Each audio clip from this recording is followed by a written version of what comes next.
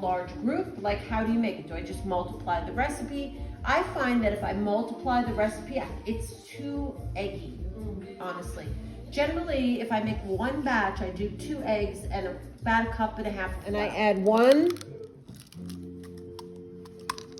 2 shells, notwithstanding. I'll take that out in a second. I like to kind of break up the egg inside first, because what that does is it means it's going to be a little bit more uniform in the dough.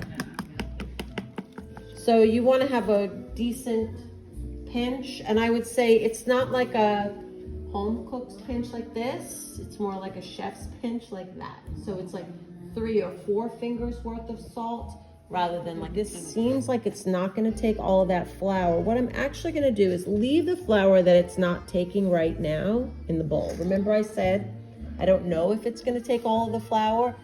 Sometimes an egg is a little bigger and sometimes an egg is a little smaller. So what I start to do with what it's kind of grabbing onto is add to that flour right now. Do not be afraid of using flour. What can happen if your dough is not powdered well, it will stick inside the roller.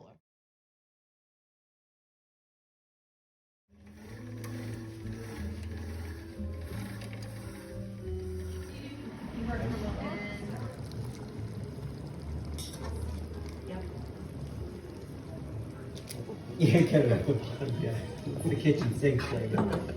Yeah. So your pasta water, which I saved, is your friend, because I mean there was plenty of pasta water clinging to the pasta, but if you need to thin your sauce, that's the way to do it. The other thing that the pasta water does for you is it thins it, but if you let it simmer, it thickens it because it has the pasta starch.